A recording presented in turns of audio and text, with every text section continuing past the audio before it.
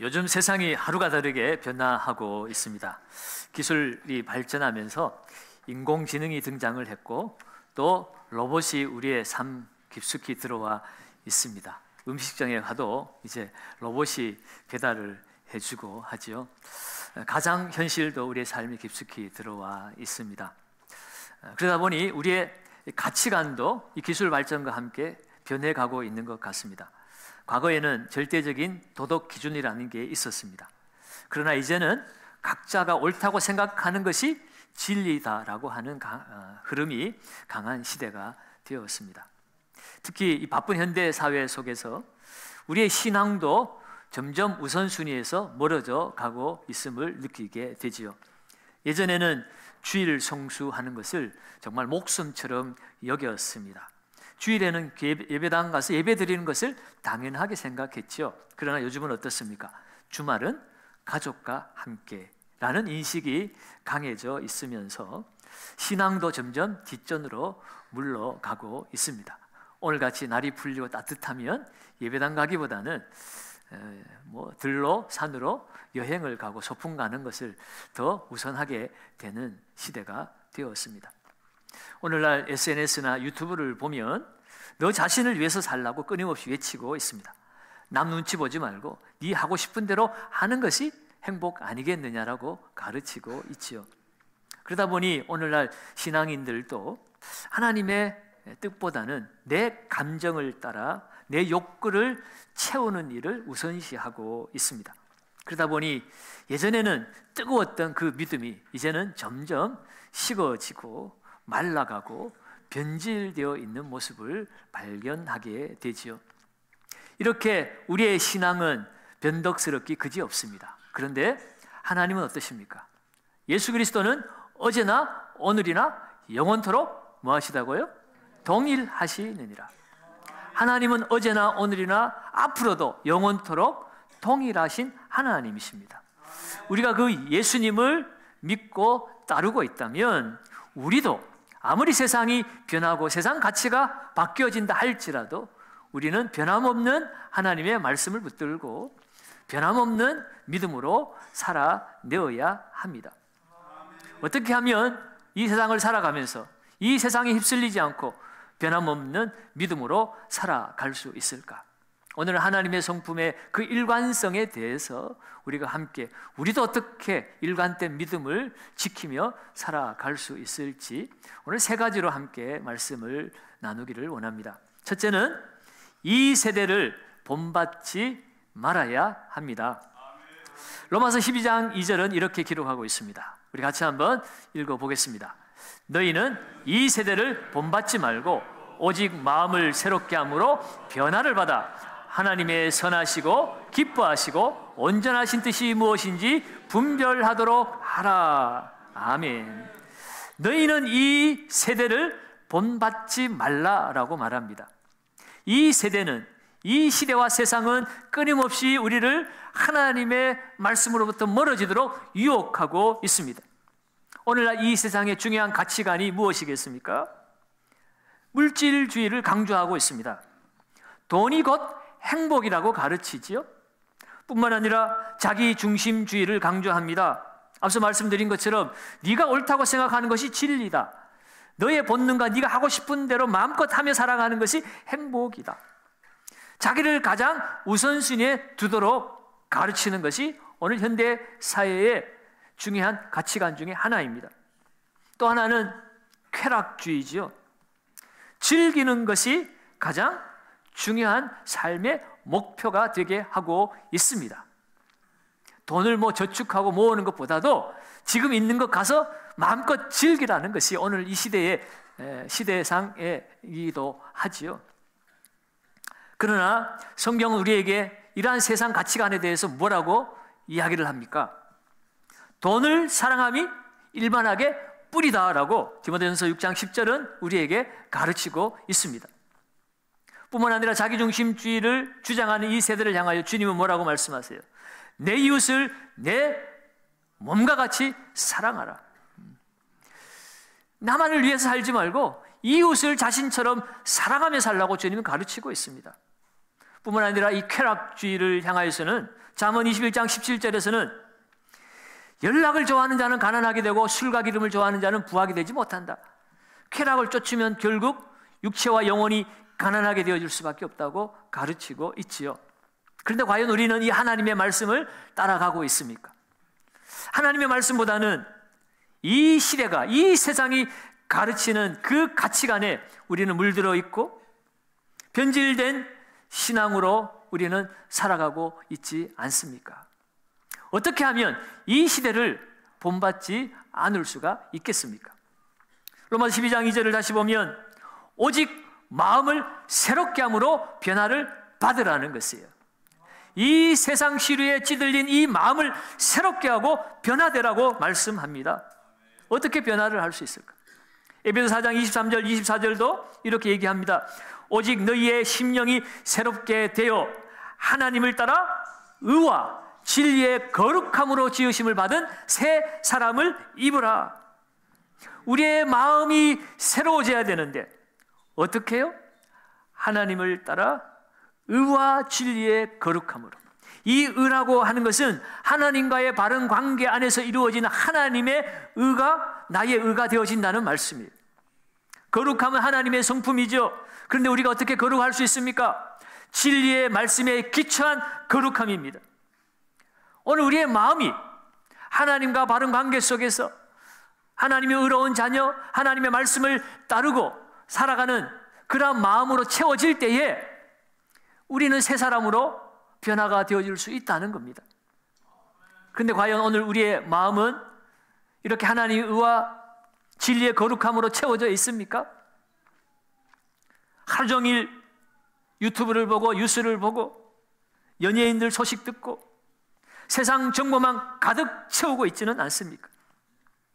우리의 마음이 이 세상의 시끄러운 정치 소리, 연예인 소리, 이상한 돈 버는 소리 이런 것들로만 가득 채워져 있으면 결국 이 세상의 가치관을 따라 살 수밖에 없습니다. 그러므로 여러분 오늘 우리의 마음을 새롭게 해야 됩니다.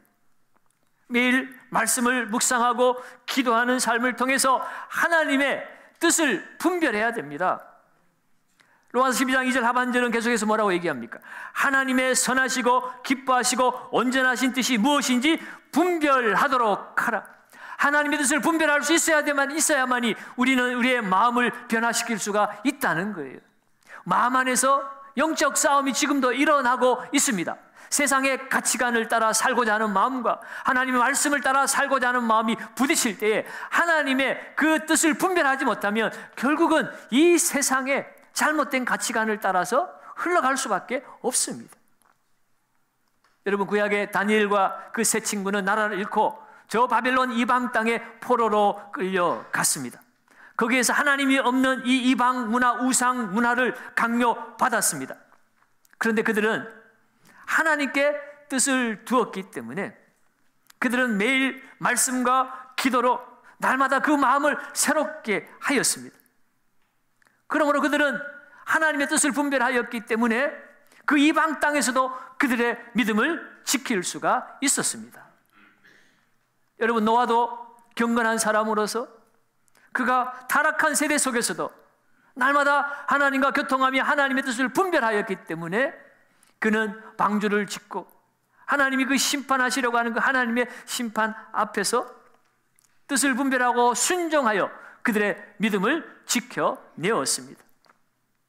그러면 여러분 오늘 저와 여러분들도 변함없는 믿음으로 살아내기 위해서는 날마다 우리의 마음을 새롭게 해야 합니다. 말씀과 기도로 하나님의 뜻을 분별해야 합니다. 그래야만이 이 세상 시류에 휩쓸려 가지 않고 오히려 세상을 거슬러서 세상을 이끄는 자의 삶을 살아갈 수가 있습니다. 두 번째로 변함없는 믿음으로 살아내기 위해서는 예수님과 연결된 삶을 살아야 합니다. 요한복음 15장 5절에 이런 말씀이 기록되어 있지요. 자막이 안 됩니까? 요한복음 15장 5절. 고장이 났나 보면 제가 읽어드릴게요. 나는 포도나무요 너희는 가지라. 그가 내 안에 내가 그 안에 거하면 사람이 열매를 많이 맺나니 나를 떠나서는 너희가 아무것도 할 수 없습니다. 여러분, 이 포도나무의 비유에서 포도나무는 예수님을 말씀하는 것이고 가지는 저와 여러분들이죠. 그리고 농부는 하나님이십니다. 그러면 여러분, 우리의 이 가지된 삶은 열매를 맺기 위해서는 그 참 포도나무이신 예수님께 붙어 있으면 되는 것입니다. 예수님과 깊은 연결이 있을 때에 우리는 열매를 맺을 수가 있습니다. 오늘 이 세상 속에서 우리의 믿음이 흔들리는 이유가 무엇이겠습니까? 여러 가지 이유가 있겠지만 가장 큰 이유는 예수님과의 연결이 끊어졌거나 손상되었거나 뭔가 문제가 생겼기 때문이 아니겠습니까? 연결이 약해졌다는 것은 관계가 약해졌다는 말이기도 하고 관계에 문제가 생겼다는 말이기도 합니다. 여러분, 살다 보면 결국 인생의 성공과 실패는 관계로부터 이루어지는 것을 경험하게 됩니다. 인간관계가 좋아야 평안합니다. 남녀가 관계가 좋아야 행복할 수 있죠. 가정에서도 부부가 관계가 좋아야 그 가정이 행복합니다. 교회는 어때요? 목사와 장로가 관계가 안 좋으면 교회가 힘들어집니다. 나라도 마찬가지입니다. 국가와 국가 간의 외교 관계가 좋아야 나라가 안정이 되고 평안할 수가 있어요. 오늘날 뭐 관세 전쟁하고 온 나라가 툭닥툭닥 또 우크라이나, 러시아 전쟁하며 수많은 사람들이 죽어가는 것, 결국 따지고 보면 서로의 신뢰가 깨어졌기 때문입니다. 서로 믿지 못하는 거예요. 관계가 틀어졌기 때문입니다. 여러분, 우리의 신앙도 마찬가지입니다. 오늘 우리 하나님과 바른 관계 안에 우리가 서 있을 때에 우리는 더 많이 열매를 맺으며 살 수가 있고, 관계가 문제가 생기면 열매가 없을 수가 있다는 거예요. 특별히 그리스도 안에 거하는 삶에 대해서 이야기를 하고 있습니다. 거하다는 것은 관계를 의미하는 겁니다. 그 관계의 깊이에 따라서 열매가 있을 수도 있고 없을 수도 있죠. 여러분, 우리가 주님과 깊은 관계를 가지기 위해서는 어떻게 해야 하는 것일까? 이어지는 요한복음 15장 7절에는 이렇게 말씀하고 있습니다. 같이 한번 읽어봅니다. 너희가 내 안에 거하고 내 말이 너희 안에 거하면 무엇이든지 원하는 대로 구하라. 그리하면 이루리라. 아멘. 예수 안에 거하는 삶의 두 가지 비결을 우리에게 알려주고 있습니다. 너희가 내 안에 거하고 내 말이 너희 안에 거하면, 첫째는 우리가 말씀 안에 거해야 된다는 것이에요. 지난 시간에 하나님의 말씀은 곧 하나님의 인격이요 하나님의 능력이라고 그랬죠. 우리가 주님과 깊은 관계를 맺는다는 것은 주님 말씀 안에 거하는 삶, 말씀이 주님과 우리와의 관계의 매개체가 되어야 한다는 것입니다. 그러므로 우리가 주님 안에 산다는 것은 주님의 말씀을 담고 사는 삶입니다. 말씀을 통해서 주님과 인격적인 교제가 깊어집니다. 그리고 말씀을 우리가 알 때에 우리의 인생이 어느 길로 가야 할지 그 방향을 바로 잡을 수가 있어요. 시편 109편 105절에 주의 말씀은 내 발의 등이요 내 길의 빛이니이다 그랬습니다. 오늘날 진리를 잃어버리고 방향을 잃어버리고 내가 좋으면 그것이 진리라고 말하는 이 시대에 우리가 휩쓸리지 않고 바른 길을 가기 위해서, 나의 달려갈 길을 마치기 위해서는 끊임없이 우리는 주님의 말씀과 함께 살아야 한다는 것입니다. 그러면 여러분, 교회 안에 이루어지는 말씀 양육에 자원함으로 기쁨으로 참여하시기 바랍니다. 바쁜데 꼭 해야 되나? 옛날에 다 했는데 또 해야 되나? 여러분, 공부는요 학교에서 뭐 책 하나 띄고 그 다음 평생 우리가 잊어버리는 것이 아닙니다. 지식을 쌓아가는 것이 아니라 우리는 평생 주님과 함께 말씀과 더불어서 사는 삶이 되어야 하는 것이에요. 결국 관계에 문제가 생기고 공동체에 문제가 생길 때는 하나님의 그 말씀을 그냥 단계에 넘어가듯이 옛날에 띄었다고 생각하기 때문에 하나님과 관계에 어려움이 생겼기 때문입니다. 예전에 했든지 안 했든지 끊임없이 우리는 계속해서 하나님의 말씀을 듣고 묵상하고 그 말씀 안에서 내 삶을 돌아보고 적용하고 그렇게 살아야만이 우리는 주님 오실 때까지 우리는 우리의 믿음을 지켜낼 수가 있습니다. 목사가 됐다고 해서 장로 권사가 됐다고 해가지고 우리가 하나님의 말씀을 배우기를 소홀히 하면 우리도 하나님과의 관계에 문제가 생길 수 있는 겁니다. 두 번째로는 기도로 하나님과 교제해야 우리의 믿음을 지켜낼 수가 있다는 겁니다. 무엇이든지 원하는 대로 구하라 말씀하면서 그 전에 조건이 뭡니까? 너희가 내 안에 거하고 내 말이 너희 안에 거하면 무엇이든지 구하라. 여러분, 기도하라고 하면서 왜 말씀을 먼저 이야기하는 것입니까? 말씀을 알지 못하면 내 마음대로 내 정욕대로 구할 수밖에 없기 때문이에요. 하나님의 뜻과는 상관없는 내 욕심만을 위해서 기도하는 경우가 너무 많기 때문입니다. 야고보 사도는 야고보 4장 3절에 구하여도 받지 못하면 정욕으로 쓰려고 잘못 구하기 때문이라. 우리가 기도해도 잘못하는 기도가 있을 수 있습니다. 그래서 하나님의 말씀 안에 거하라고 하는 겁니다. 말씀 안에서 하나님의 뜻을 알게 될 때에 우리는 하나님의 뜻대로 기도하게 되죠. 예수 그리스도는 늘 하나님 아버지의 보내신 그 사명을 마음에 품고 살았기 때문에 겟세마네에서 기도할 때도 내 뜻대로 마옵시고 아버지의 뜻대로 되기를 원하나이다 라고 그 말씀 앞에 자기를 복종시켰습니다.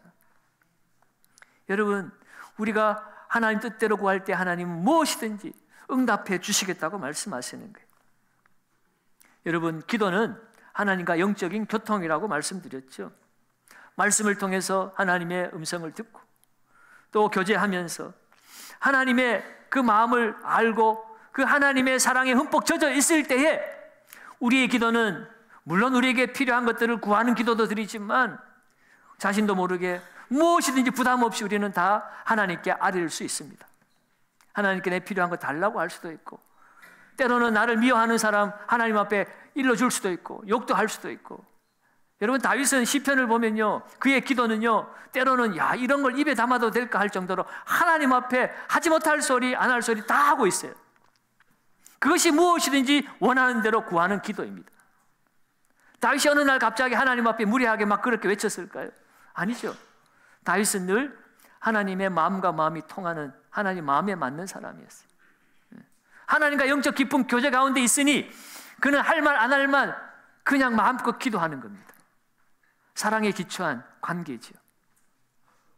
여러분, 오늘 우리의 기도가 그와 같아야 합니다. 결국 우리의 신앙의 일관됨이라고 하는 것은 우리의 기도 생활에 달려 있다고 해도 과언이 아닙니다. 만약 하나님을 향한 우리의 기도가 끊어진다면 우리는 하나님과의 관계가 멀어질 수밖에 없고 하나님과의 관계가 멀어지면 우리가 영적으로 나태해지게 되어지고 그러면 결국 세상 유혹이 우리를 삼켜버리게 되어지는 것입니다. 원수 마귀는 오늘도 하나님의 백성들을 삼키려고 두루 다니며 삼킬 자를 참고 있습니다. 여러분, 이 세상의 악한 가르침이 우리를 지배하지 않도록 우리는 깨어 기도해야만 합니다. 마태복음 26장 41절에 보면 예수님께서 베드로에게 뭐라고 얘기합니까? 시험에 들지 않게 깨어 기도하라.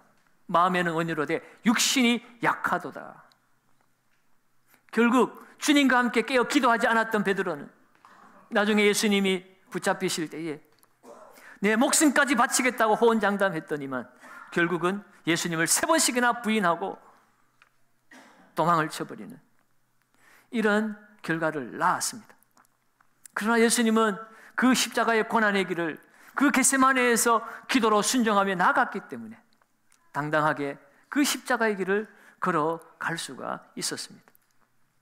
여러분, 결국 지속적인 기도 생활이 있을 때에 우리의 신앙은 어떤 시험이 오고 위기가 찾아와도 변질되지 않을 수 있다는 것을 우리에게 알려주고 있습니다.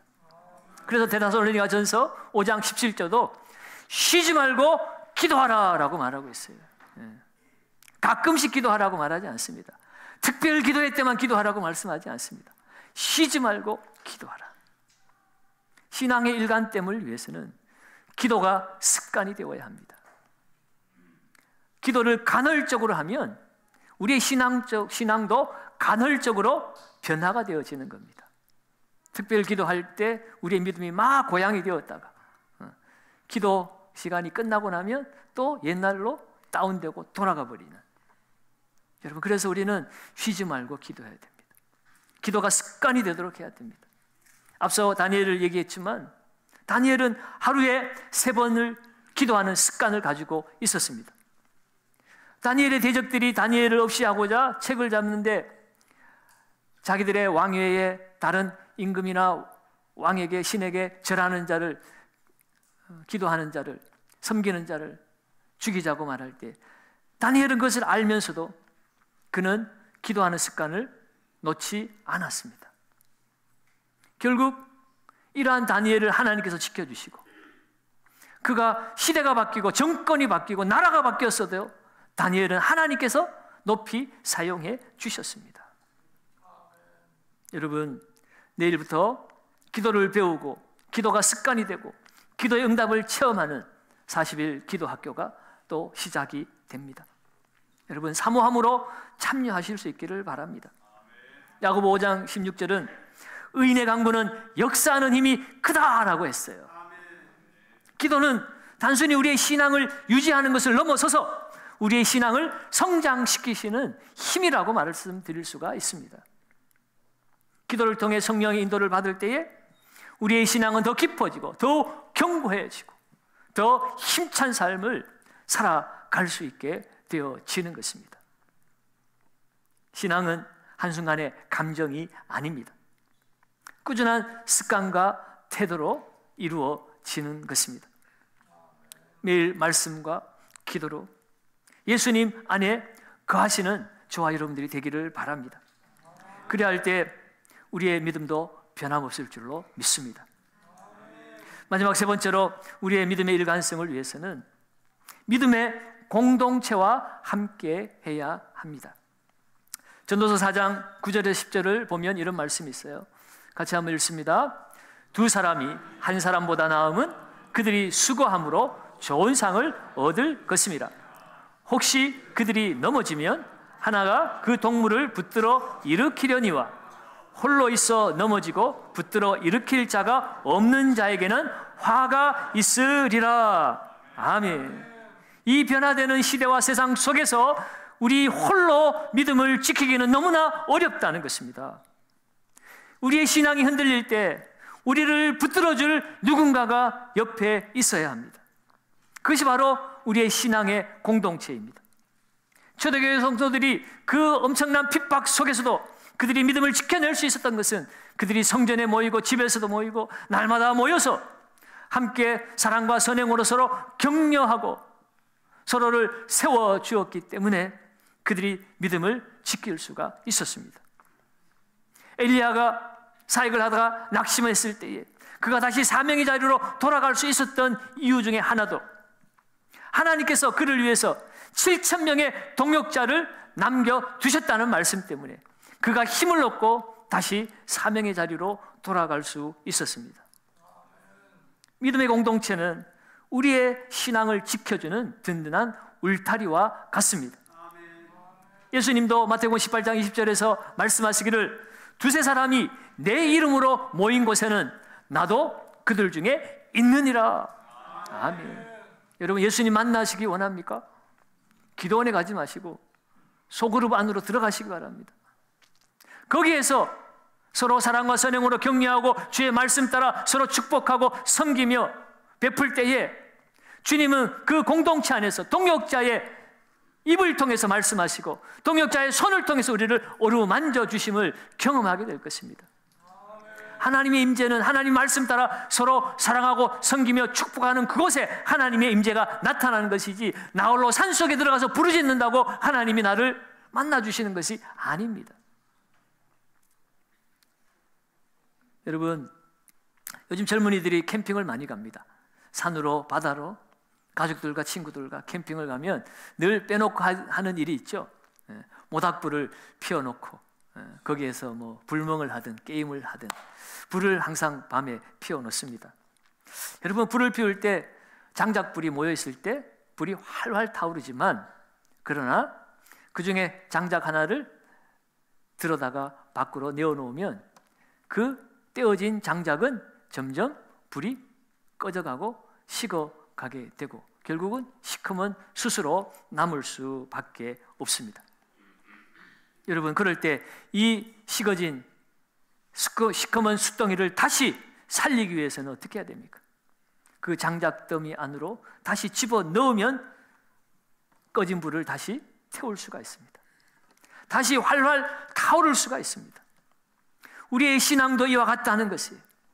세상 유혹과 시험 앞에 흔들리고 넘어지고 내 신앙도 시커멓게 식어서 꺼져가고 있을 때 주님이 임재하신 공동체 안으로 들어가서 함께 손붙잡고 기도하고 서로 섬기고 사랑으로 축복하는 아름다운 공동체의 삶을 경험할 때에 그것에서 우리의 믿음은 다시 회복되어지고 더 강한 믿음으로 성장하게 되어진다는 겁니다. 아프리카 속담에 이런 말이 있습니다. 빨리 가려면 혼자 가고 멀리 가려면 함께 가라. 혼자 가면 빨리 갈 수 있어요.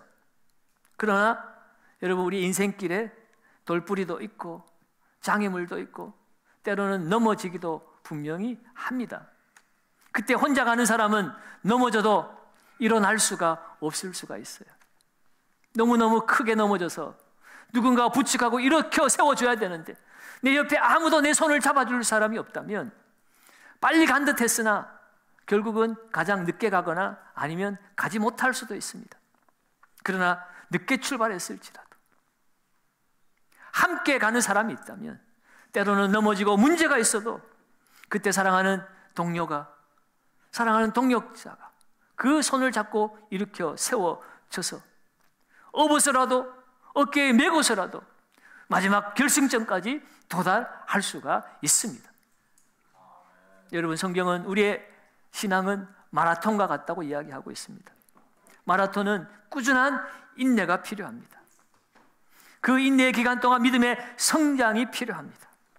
교회 공동체가 바로 함께 마지막 결승점까지 갈 때까지 서로 격려하고 서로 축복하고 서로 섬기며 함께 성장해 가도록 도와주는 울타리가 되어지는 겁니다. 칼빈 선생은 교회는 어머니와 같다고 그랬어요. 아이가 어머니의 품 안에서 양육받고 자라가듯이 성도는 교회 공동체 안에서 자라가게 되어집니다. 그러면 여러분, 교회 예배 또 이 소그룹 모임들을 소홀히 여기지 마시기 바랍니다. 주님은 그곳에 임재하십니다. 그리고 그곳에서 우리의 믿음과 우리의 신앙 인격을 주님께서 키워주시는 곳입니다. 말씀을 정리하겠습니다. 세상이 변해도 우리가 변함없는 믿음을 유지할 수 있는 비결은 무엇이라고 그랬습니까? 첫째는 세상을 본받지 않는 삶, 하나님의 말씀을 분별하고 그 말씀의 기준을 따라 사는 삶입니다. 둘째는 예수님과 연결되어진 삶입니다. 말씀과 기도로 주님과 깊은 관계를 유지할 때에 우리는 이 세상에 넘어지지 않습니다. 세 번째로는 믿음의 공동체와 함께 성장하는 삶입니다. 이 세 가지 삶을 기억하시고 주님 오실 때까지 이 세상이 흔들리고 사람들은 변할지라도 오직 믿음으로, 변함없는 믿음으로 하나님을 기쁘시게 하는 저와 여러분들의 삶이 되시기를 예수님의 이름으로 축복합니다.